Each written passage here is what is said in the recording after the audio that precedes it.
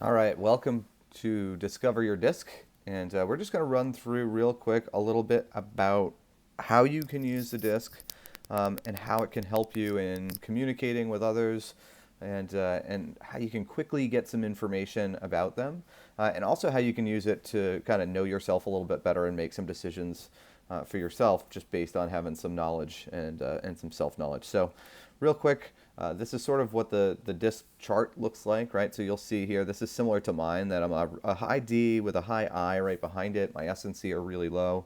Um, and so you may see that some of you might be an IS or an SC or a DI, but typically you're going to have one dominating feature and then some sort of secondary one a lot of the time.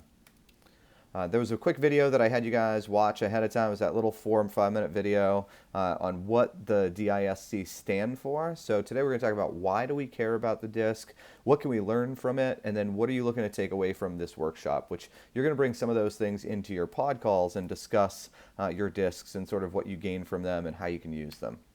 So there's four distinct behavioral styles. D stands for dominance. They're the straight to the point, right? They tend to be driven, fast-paced, impatient. I is more that influential. They're like the social butterfly. They love socializing. They're going to be outgoing and friendly, emotional, energetic. They tend to be the life of the party. I will caution you here that I is not always as noticeable, right? So an I could be super social, but not really the one that you would see standing out in the front of the party, because they could be an extrovert I, which might be that like gregarious, always has like the crowd around him, whatever. Or they could be the introvert version of the I, which means they're great in one-on-one conversation and they're fine in a big room, but they're going to move around small group to small group and not be the guy on stage. So I can be both of those. S is for steadiness, right? So that's steady and dependable. They like to nurture. They like to be part of a team. They prefer predictability and security over spontaneity and excitement.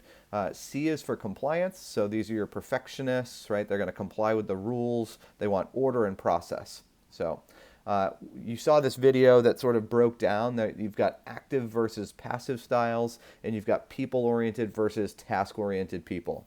And that's not to say that you can't be both in different areas, which is why a lot of times you'll see that somebody is they're people oriented and they may be more active, but they could also have a passive side too. And those would be somebody who's an IS. So their primary would be their I, and then their secondary would be their S. Same thing on top. So you could have you can be task oriented and people oriented and be a DI. Like for instance, my disc is a DI. I'm just super active. Nothing about me is passive, and so just get to know a little bit about how those combinations work by getting to know what each of the individual pieces are. So here's D. D is the dominant driver. These are some words you might hear that would describe them, like they're determined and driving, ambitious, competitive, decisive, responsible, skeptical, logical and independent, strong-willed, pioneering. That's what you're going to hear when you're talking about a D. So if that's how you describe somebody, then they likely fall in the D category. So some of those strengths are going to be that they're a bottom line organizer. They place high value on time. They'll challenge the status quo. They're an innovator and a motivator. Their challenges are that they'll overstep authority. They can be extremely argumentative. They dislike routine and attempts they could take on too many projects. Their greatest fear is wasting time. And so Michael Jordan would be an example of your high D. So what to do with them is focus on facts and results, show them how you can save them time, address objections directly using facts, and then just stick to the bottom line answer. Don't get bogged down with details or chit chat or talk about yourself. Don't beat around the bush or ramble. These people like to get straight to the point, so get straight to the point. The bottom line is, or asking what questions, not how questions. And if you're closing them, if you're this were in sales, you just say, hey, let's go ahead and sign the contract so we can start now. Like they just want to go, go, go. I's the influencer, so they're going to be outgoing, persuasive, gregarious, impulsive. They tend to prefer an environment that allows for a lot of social interaction. So, putting these people in a cubicle to work is probably not going to be their most productive location. The influencer's strength at building friendships can be exploited easily when they have to make unpleasant decisions. So, it can be difficult for them they want people to like them, right? So, having to toe the line with somebody might be difficult for the I.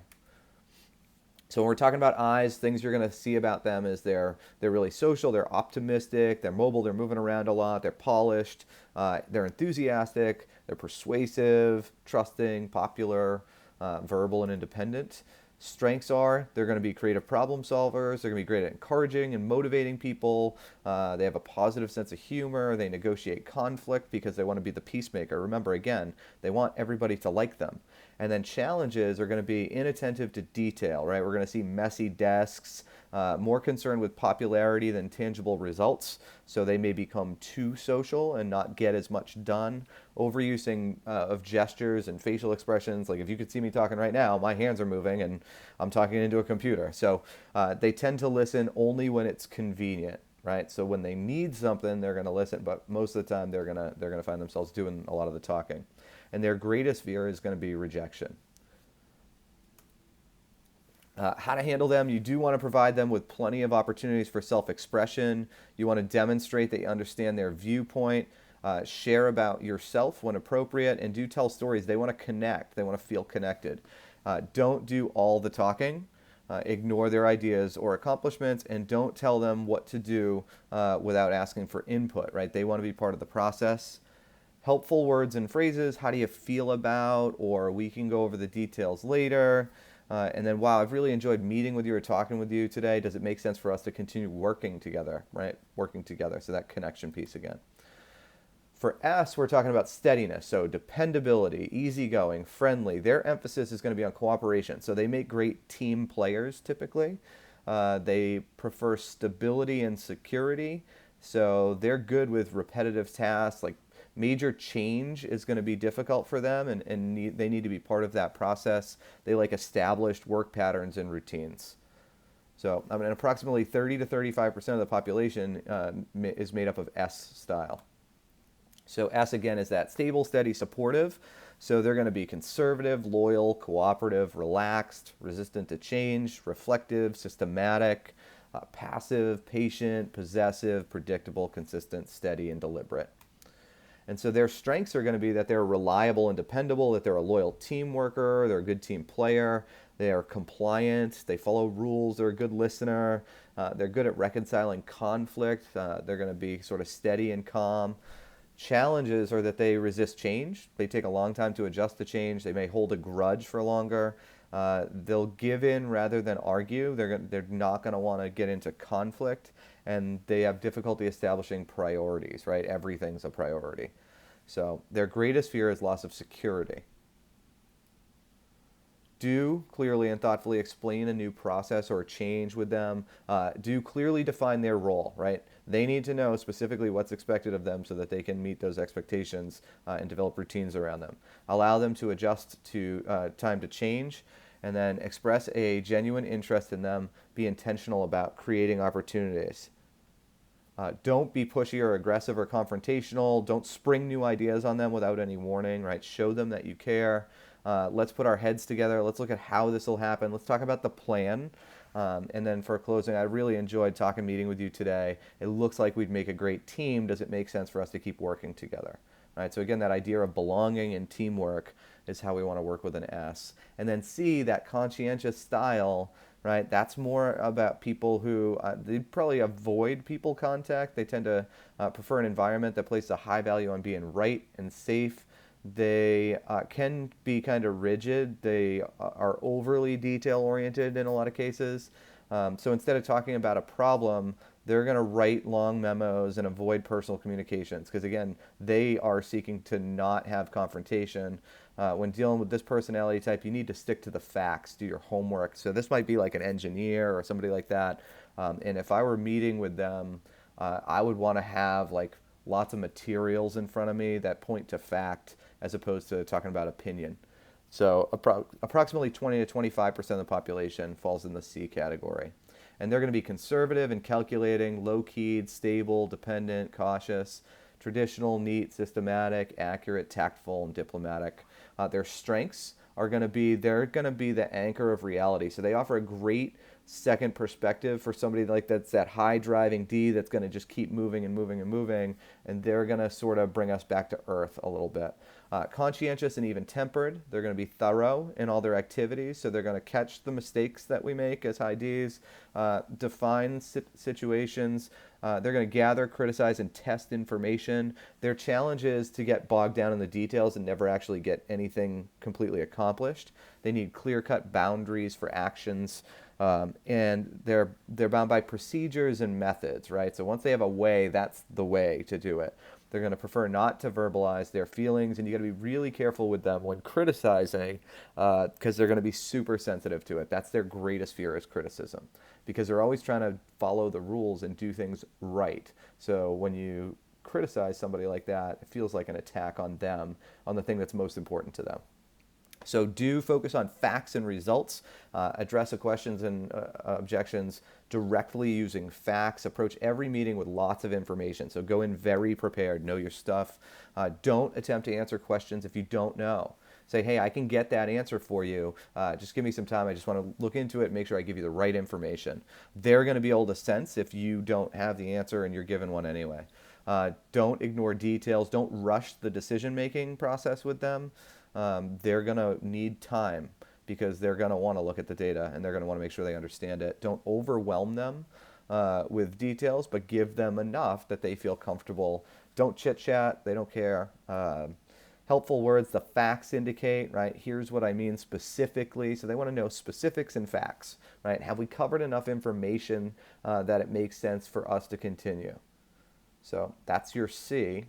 So the reason it's important to use the DISC in your communication is because you can minimize stress, you can create trust, secure referrals, you can be heard, you can facilitate the buying decision when you're in sales, right? It's about being able to get somebody on the same page as you, which could be in your marriage, it could be in your relationships, it could be on your team, it could be in the sales process. There's lots of places where you're going to be looking to move people to the same page, and we can use the DISC to help us do that more readily. So how can we tell who's a D, who's an I, who's an S, and who is a C?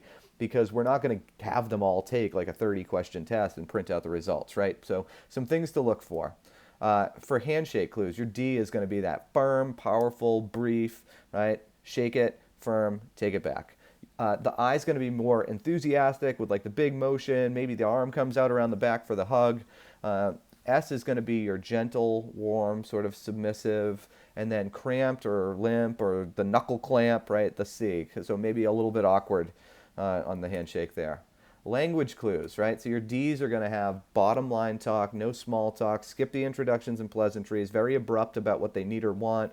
They're going to be demanding and potentially confrontational. Your I's are going to talk about feelings. They're going to name drop. They want to show inclusion, right? They want to be part of the group. They're going to look for common ground. They're going to talk about themselves. They're going to talk about you. They're going to be animated, their arms moving around. Your S is going to be emotionally guarded. So they're going to be more like asking, how does this work? Understanding process, right? They're going to want to build personal relationships. So it's not just going to be pleasantries. It is going to be deeper. They're going to want to understand the process, and they're going to be apprehensive towards change. They're going to be least likely to enjoy change. C is going to do research ahead of time, right? They're going to compare options.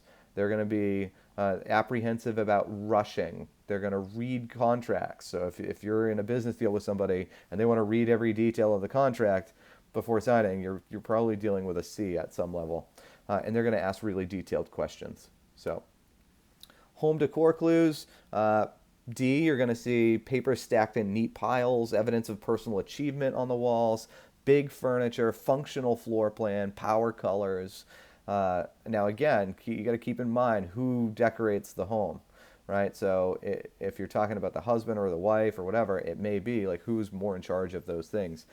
You got to figure out who you're looking at. I is everything out where you can see it. Cluttered, disorganized. Like if you see my desk, right? One of the reasons I don't like paper is because it's everywhere, because my eye gets in the way. And I start bouncing around between tasks and getting a whole bunch of stuff done because my D, but then I just leave things sort of hanging there. And then the open floor plan, colorful, vivid colors. The S is going to be like the family pictures, warm, soft colors, seating side by side, really cooperative manner with a personal touch. Your C is going to be neat, highly organized rooms, monochromatic color schemes, quality furniture because they've read every review, right? No unfinished projects. They get things done. It's all on a checklist. So this says home decor clues as well, but this is actually the one word the one question test, right? And the question is this: if your friends were going to describe you in just a couple of words, would they say you are, and you can only pick one, straight to the point, social and outgoing, steady and dependable, or perfectly accurate? So if you ever want to disc test somebody really quickly, you just ask that question. Hey, how would your friends describe you if they only had a couple of words? Would they say that you're straight and to the point? 1, social and outgoing. 2, 3, steady and dependable. 4, perfectly accurate. And whichever one they pick, that is likely they're the highest, right? That's the commanding trait for them. So that's a really easy way for you to just get some information from them pretty quickly. So what we just learned is not everyone's like us. There's going to be a lot of people in this group in M1 that are hard charging, that are high Ds. There's going to be a lot of high Is, right? But only 10 to 15% of the population is actually Ds. 25 to 30% is Is, 20 to 35% is S's, 20 to 25% is, that should say C's. So there's no right or wrong behavior. It's just different, right? So their behavior style is going to be different than yours. So what you're going to want to look out for is how are you treating people, right? We can't talk to everybody as if they are just like us. And how can you utilize some of this information to help bridge that gap in communicating with them? So the way to do that is care like everyone's an S, smile like everyone's an I, prepare like everyone's a C, and sell like everyone's a D. So what I want you to do is go back to your pod, and on your calls this week, I want you to talk about what did you learn about your behavioral style that you already knew, right? What did you find out that you're like, yep, that's me, definitely. That's the perfect fit part, right? And then also, what did you hear that surprised you or that maybe you disagreed with in the disc? And see what other people see about you as well. And do they see that as sort of a disagreement too? Because they're not always going to be perfect, but they tend to be pretty damn close. And then number 3, I want you to use this as a way to think about how you can impact communication. So think back through the last few days or weeks to a conversation that you had where this information may have helped you act differently to achieve a better result or a better outcome from the conversation, right? What could you have done? Think about your disc and how you may have come across, and also try and think about maybe what the disc of the other person is that was in the communication, and was maybe the reason that it didn't go as you would have planned because you were maybe communicating in your own style, whereas communicating in their style may have been more beneficial. So just think about that and think about how you can use this at home and with your team and in your business. So thanks for watching, guys. I hope you got a bunch out of this, and best of luck on your pod calls.